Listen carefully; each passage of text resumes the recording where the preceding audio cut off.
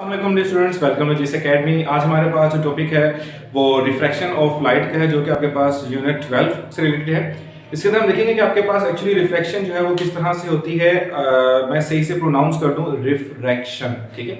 तो रिफ्लेक्शन की नहीं, रिफ्रैक्शन की बात कर रहा हूँ मैं। तो इसके बारे में डिटेल में आज डिस्कस करेंगे कि आपके पास एक्चुअली में रिफ्लेक्शन जो है वो किस तरह से प्रोसेस करती है और क्या क्या इसके अंदर फैक्टर्स हैं जिसकी बेस पर आपके पास रिफ्लेक्शन होती है, ठीक है। तो आपको इस चैप्टर से रिलेटेड जो लिंक्स हैं, आपको नोट्स हैं, वो डिस्क्रिप्शन में मिल जाएंगे और फर्दर जो आपके पास डिटेल्स हैं वो आपके पास डिस्क्रिप्शन में गिवन होंगी। और अगर आप चाहते हैं कुछ स्पेशल तैयारी के लिए तो वो उससे रिलेटेड आपके पास जो डिटेल्स हैं वो आपके पास डिस्क्रिप्शन में गिवन है। तो स्टार्ट करते हैं।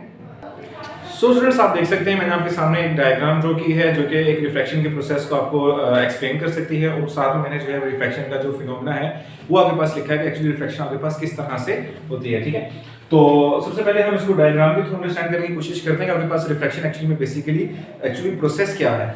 जब आपके पास लाइट जो है वो किसी रेयर मीडियम से डेंसर मीडियम में एंटर होगी तो आपके पास लाइट जो है वो नॉर्मल की तरफ बेंड कर जाती है, ठीक है। और इस तरह के प्रोसेस को हम नाम देते हैं रिफ्रैक्शन का।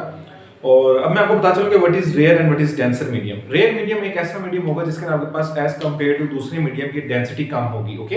तो जिसको आप कह सकते हैं कि रेयर मीडियम जो होगा उसके अंदर आपके पास पार्टिकल्स की जो कंसंट्रेशन होगी as compare to the other medium कम होगी, ठीक है। तो इसलिए से एक मीडियम को रेयर कह दिया जाएगा जबकि दूसरे मीडियम को हम जो है वो डेंसर का नाम दे देंगे, ठीक है, डिक्लेयर कर देंगे।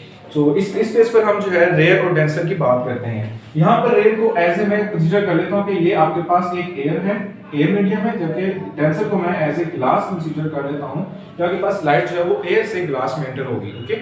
तो जब भी लाइट आपके पास रेयर से डेंसर मीडियम में आती है सो इट मींस कि आपके पास लाइट जो है वो नॉर्मल की तरफ बेंड करेगी टुवर्ड्स द नॉर्मल, ओके। और जब भी आपके पास लाइट डेंसर से again to the rare medium आपके पास जाएगी तो आपके पास लाइट जो है वो इसके कुछ ऑपोजिट बिहेव करेगी। किस तरह से कि वो आपके पास लाइट जो है वो नॉर्मल से अवे बेंड कर जाएगी।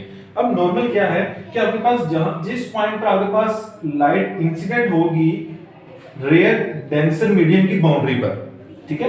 ये रेयर मीडियम है, डेंसर मीडियम है, ये जो लाइन है ये एक्चुअली उसकी बाउंड्री है कि जब इस बाउंड्री के ऊपर आपके पास लाइट आके इंसिडेंट होती है तो इट मींस कि उस पॉइंट पर आप जो है उस दूसरे मीडियम के साथ एक 90 के एंगल पर एक लाइन ड्रॉ करेंगे जिसको हम नॉर्मल का नाम देते हैं, ठीक है।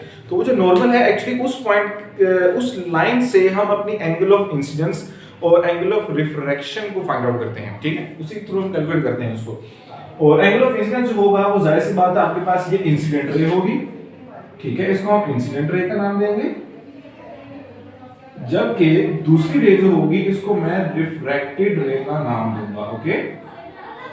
तो angle between the normal and the incident ray is known as the angle of incidence and the angle between the refracted ray and the normal is also known for the angle of refraction, okay.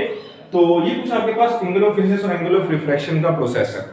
अच्छा, ये तो हमने light को enter कर लिया rare से denser medium में, but further अगर हम देखें आपके पास लाइट दोबारा डेंसर से रेयर की तरफ जा रही है तो यहाँ पर क्या होगा कि डेंसर के अंदर रहते हुए जब आपके पास light denser to rarer medium की बाउंड्री पर आएगी तो इट मींस कि उस पॉइंट पर जो आपके पास नॉर्मल के साथ जो एंगल बनेगा वो आपके पास होगा for the angle of incidence और सेकंड जो होगा एंगल ऑफ रिफ्रैक्शन होगा। क्यों? क्योंकि लाइट आपके पास अब ये वाला फिनोमेना जो था ये तो परफॉर्म हो चुका है।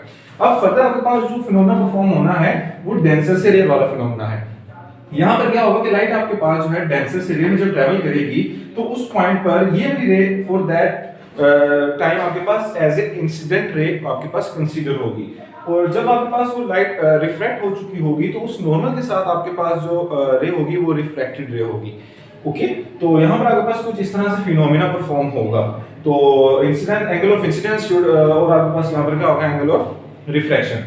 एंगल जो आपके पास रिफ्लेक्शन का प्रोसेस था जो फिनोमेना था उसके अंदर आपके पास जो एंगल ऑफ इंसिडेंस था वो एंगल ऑफ रिफ्लेक्शन के इक्वल होना चाहिए था कि जब तक आपके पास angle of incidence angle of reflection के इक्वल नहीं होगा तब तक आपके पास रिफ्लेक्शन का प्रोसेस जो है वो जो फिनोमेना है वो कंप्लीट नहीं होता, तब तक आपके पास रिफ्लेक्शन नहीं होगी। जब आपके पास रिफ्रैक्शन की बात की जाए तो यहाँ पर हमारे पास कुछ इस तरह का प्रोसेस यहाँ पे एग्जिस्ट नहीं करता कि आपके पास लाइट जो है वो उसका एंगल ऑफ इंसिडेंस और उसका एंगल ऑफ रिफ्रैक्शन जो है वो सेम होना चाहिए। ऐसा कुछ भी यहाँ पर कॉन्सेप्ट नहीं है, लॉ नहीं है, क्योंकि यहाँ पर एक्चुअली लाइट का बेंड होने का फिनोमेना यहाँ पर डिस्कस किया जाता है। तो यहाँ पर आपके पास जो नेक्स्ट रूल है जो कि रिफ्लेक्शन और रिफ्रैक्शन इन दोनों में जो कॉमन है वो ये है कि आपके पास एंगल ऑफ इंसिडेंस नॉर्मल और आपके पास जो इंसिडेंट रे, रिफ्लेक्टेड रे और जो नॉर्मल है, ये तीनों आपके पास एक ही प्लेन पर होने चाहिए। ओके, जब ये एक ही प्लेन पर होंगे इट मींस ये एक लॉ है। जबकि दूसरा लॉ ये कहता है कि अगर आप एक मीडियम से दूसरी मीडियम में जा रही हैं तो आपके पास उसका साइन आपके पास लिया जाता है कि आपके पास साइन आई यानी कि angle of incidence over sine of r, जिसको हम एंगल ऑफ रिफ्रैक्शन का यहाँ पे नाम देंगे, ये आपके पास एक कांस्टेंट प्रोड्यूस करेगा। एक कांस्टेंट होगा फॉर दैट मीडियम कि आपके पास उस मीडियम के लिए आपके पास जो फैक्टर होगा जिसको हम n से रिप्रेजेंट कर रहे हैं यहाँ पर, फर्दर मैं आपको बताता हूँ कि ये आपके पास होगा क्या होगा कांस्टेंट। ये हर मीडियम के लिए वेरी करेगा। ओके, तो आपके पास जो ये कांस्टेंट है वो फॉर डिफरेंट मीडियम्स आपके पास जैसे कि वाटर टू एयर या एयर टू वाटर और ऑयल टू वाटर या ऑयल टू एयर, कुछ इस तरह के मीडियम जो आपके पास क्रिएट हो जाएंगे, रेयर और डेंसर का कांसेप्ट जब आएगा तो इट मींस कि आपके पास ये जो कांस्टेंट होगा वो उसके यहाँ से क्या करेगा, वेरी करेगा। ओके, तो फर्स्ट लॉ जो है जो मैंने यहाँ पर आपके सामने डिस्कस किया है कि आपके पास let's suppose incident ray, refracted ray and आपके पास जो नॉर्मल होगा वो आपके पास किसके इक्वल है, should be on same plane. Okay, तो ये आपके पास फर्स्ट लॉ है फॉर द रिफ्रैक्शन कि आपके पास एंगल ऑफ जो इंसिडेंट रे है, रिफ्रैक्टेड रे है और जो प्लेन है वो एक्चुअली आपके पास जो है वो एक ही प्लेन पर नॉर्मल जो है वो एक ही प्लेन पर आपके पास होने चाहिए। जबकि सेकंड जो लॉ है इसका वो ये कहता है कि आपके पास इंसिडेंस एंगल और एंगल ऑफ रिफ्रैक्शन जो होगा उनका जो साइन है वो एक कांस्टेंट के इक्वल होगा और इसको स्नेल्स का नाम दिया गया कि स्नेल्स लॉ है।